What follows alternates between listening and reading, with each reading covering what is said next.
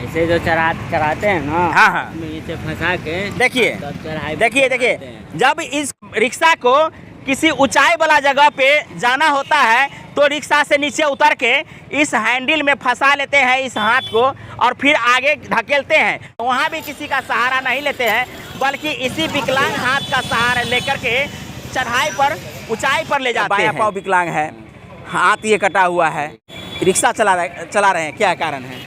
हमको हिम्मत ही नहीं करता है भीख मांगने में, लाज लगते रहता है, वही द्वारे हम अपना मेहनतें करते हैं, अपना कमाते हैं, खाते हैं। ये कैसे हुआ है? ये तो हाथ काटा गया है। हाँ, ये एक्सीडेंट में फ्रैक्चर भैल था, बाद में घाव हो गया तो उसको कटवाना पड़ा, पैर में रोड लगा। कहाँ पे एक्सीडेंट हो गया था? बाहर में हुआ। हम अभी मधुबनी सदर हॉस्पिटल के नज़दीक हैं और सामने में ये एक रिक्शा पुलर है। विकलांग होने के बावजूद भी हिम्मत नहीं हारे हैं।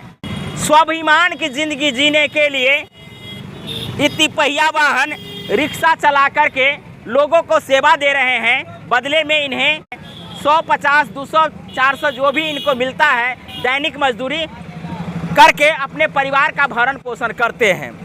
भीख मांगते हुए नज़र आपको सड़कों किनारे दिखाई देंगे, रेलवे स्टेशन पर भीख मांगते दिखाई देंगे, या कहें कि बस स्टैंड में भीख मांगते दिखाई देंगे। क्या नाम है भैया? मोहम्मद शबनम। घर कहाँ है? जयनगर। जयनगर। बाएं हाथ से पूरी विकलांग है, पैर से भी विकलांग है। पैर से भी विकलांग है। कौन सा पैर विकलांग है आपका?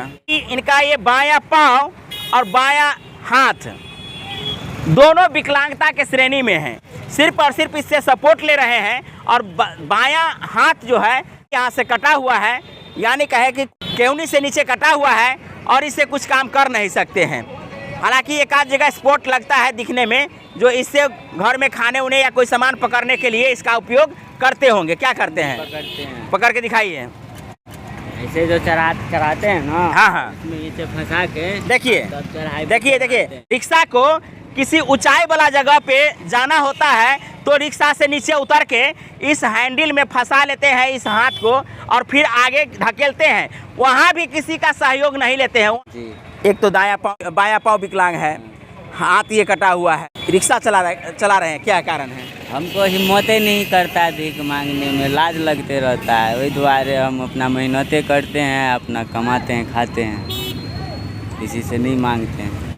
कहते हैं कि हमें अंदर से हिम्मत ही नहीं हो रहा है कि भीख मांगे। बाजार में भीख मांगते हुए दिखाई देंगे, चाहे छोटा सा गाड़ी पर उसको लेटा करके भीख मांग रहा हो, लेकिन ये बता रहे हैं कि हमें भीख मांगने में शर्म आती है। आप कब से ये काम कर रहे हैं? ये 10-12 साल से हम चला रहे हैं। उससे पहले क्या स्थिति थी? उससे पहले सही था, अपना हो जाता था। उस समय में हमारा अब्बा भी जिंदा था। अच्छा। अब तो हमारा अब्बा भी इंतकाल कर गया, बेसहारा। ये कैसे हुआ है? ये तो हाथ काटा गया है। हाँ, ये एक्सीडेंट में फ्रैक्चर भैल था, बाद में घाव हो गया तो उसको कटवाना पड़ा, पैर में रोड लगा। कहाँ पे एक्सीडेंट हो गया था? बाहर में हुआ था। पहले भी बाहर में रह रहे थे? हाँ, पहले बाहर में। वहाँ काम उम कर रहे थे? हाँ, पहले काम धाम करते थे फैक्ट्री में। फैक्ट्री में काम करते थे? हाँ। तो वहाँ फैक्ट्री में काम करने के दरमियान हुआ या रास्ते में चलने के दरमियान? हर आते समय में हुआ। आने वक्त में हुआ था? हाँ। कैसे हुआ? वो रास्ता में एक्सीडेंट हुआ, फ्रैक्चर हो गया। कौन चीज से गाड़ी से? मैंने किससे आ रहे थे? मोटरसाइकिल से हो गया, ठोक दिया मोटरसाइकिल से। पैदल आ रहे थे या कौन गाड़ी में थे? पैदले थे। कहाँ पे हुआ था ये? फैक्ट्री से बाहर आ रहे थे, दिल्ली में हुआ था। तो इन्होंने जो बात बताए हैं कि फैक्ट्री से जब ये अपने घर की तरफ आ रहे थे उसी दरमियान मोटरसाइकिल वाले भाई इनको ठोक दिए। उस समय फ्रैक्चर हाथ हुआ, पाँव हुआ और हाथ में ज़्यादा परेशानी हुई, घाव हो गई, इसे कटवाना पड़ा। रोड लगा, इस पाँव में रड लगा हुआ है, थोड़ा दिखाएंगे।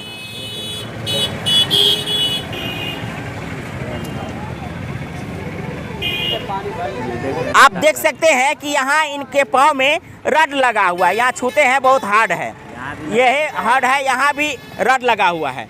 तो स्टील लगने के बाद स्टील निकाली जाती है, लेकिन हमको लगता है गरीबी भी एक बहुत बड़ा अभिशाप है जो आज तक इस स्टील को अपने बॉडी के अंदर डाले हुआ है। शायद इनके पास उतनी अर्थव्यवस्था रहती तो अपने पाँव से इस रड को निकाल लेते, लेकिन इनकी मजबूरी आप देखिए।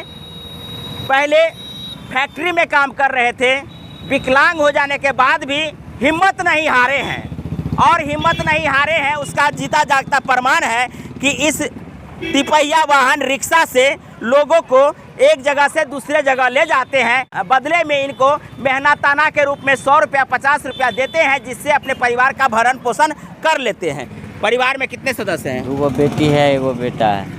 उन लोगों की पढ़ाई लिखाई या शादी विवाह? नहीं, अभी बच्चे हैं, 5 साल की है, कोई 6 साल के है, कोई गोदी में वो। अच्छा, हाल ही में शादी हुआ है? हाँ, ये हाल ही में कहते हैं 3 गो धिया पुता हो गया। तो क्या साल पहले हुआ है?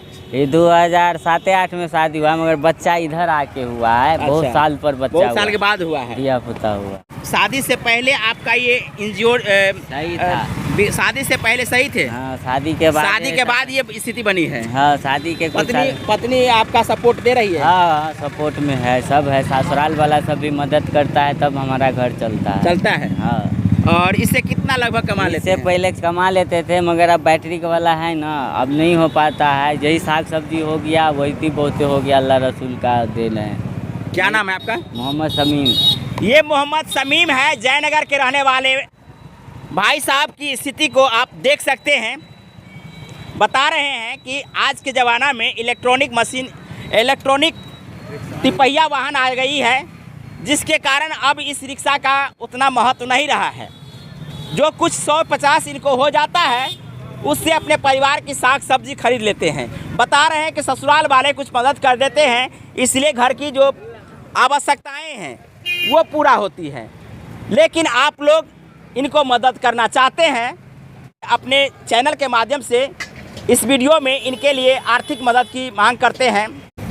हम पटना वाला रिक्शा वाला को नहीं दिखाना चाह रहे हैं, जो रिक्शा वाला के बारे में बताया गया था कि ये है वो है। ये सड़क पर हम खड़ा होकर के सामने में साक्ष्य दे रहे हैं कि ये विकलांग है। ये देख लीजिए, इनके पाँव में रड लगा हुआ है, ये भी देख लीजिए। इससे पहले वाला भी वीडियो कई न्यूज़ चैनल वाले इनके बारे में बताए हैं, हमें भी पता लगा है। तो आज हम यहाँ आए तो देखें कि ये रिक्शा चलाते हुए सदर हॉस्पिटल में जा रहे हैं। अब रही बात कि इनको आर्थिक मदद की जाए या नहीं। हालांकि अभी तक ये कह रहे हैं कि हमें इस रिक्शा की कमाई से और हमारे ससुराल वालों की ओर से कुछ आर्थिक मदद मिल जाती है, जिससे हम परिवार को चला लेते हैं। तो क्या ऐसे लोगों को जो विकलांग हो और अपनी मेहनत के बल पर रोजी रोटी कमा रहा हो, रिक्शा ही चलाकर ही सही, तो ऐसे में हम आपका दायित्व बनता है कि इन्हें सहयोग करें या ना करें।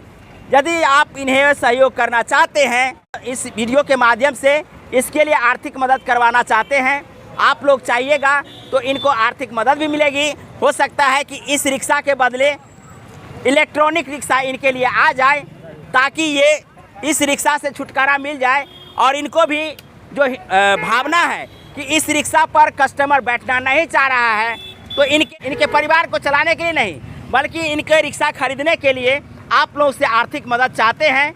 आप लोग इनको आर्थिक मदद करिए। 100, 200, 50, 500 जो भी हो सके आप इनके अकाउंट पर भेजिए, ताकि इनको मदद हो जाए।